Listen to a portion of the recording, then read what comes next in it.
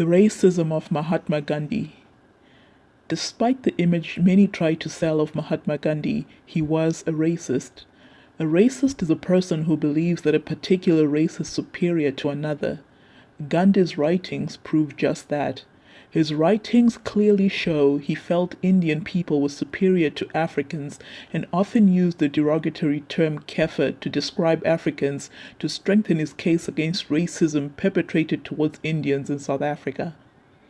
Gandhi has been described by his critics as an accomplice of colonial subjugation in South Africa. He favored racial segregation that was perpetuated by the colonial government.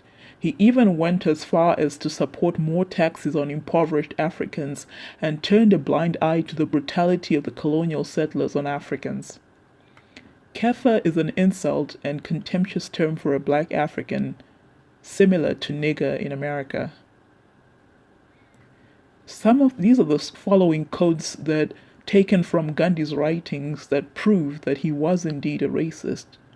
In an open letter to the Natal Parliament in 1893, Gandhi wrote, "I venture to point out that both the English and the Indians spring from a common stock called the Indo-Aryan.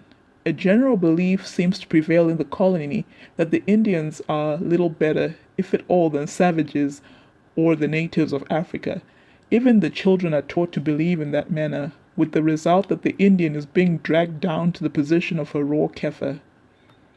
At a speech in Mumbai, September 26, 1896, Gandhi said that the Europeans in Natal wished, "Ours is one continual struggle against the degradation sought to be inflicted upon us by Europeans who desire to degrade us to the level of the raw kafir, whose occupation is hunting, whose sole ambition is to collect a certain number of cattle to buy a wife with, and then pass his life in indolence and nakedness."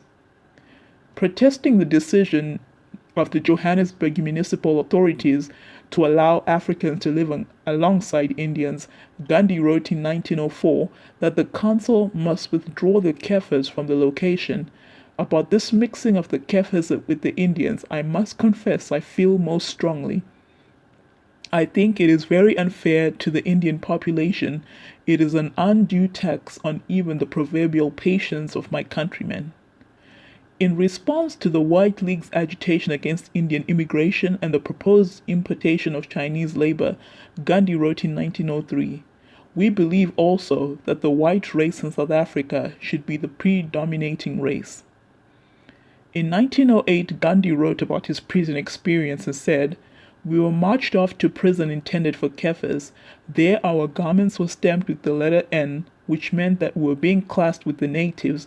We were all prepared for hardships, but not quite for this experience. We could understand not being classed with the white, but to be placed on the same level with the natives seems too much to put up with."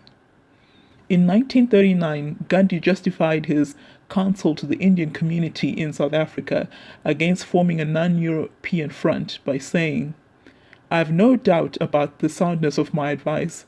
However much one may sympathize with the Bantus, Indians cannot make common cause with them." In 1904, he wrote to a health officer in Johannesburg that the council must withdraw Kafirs from an unsanitary slum called the Kuli location, where a large number of Africans lived alongside Indians. One of the first battles Gandhi fought after coming to South Africa was over the separate entrances for whites and blacks at Durban post offices.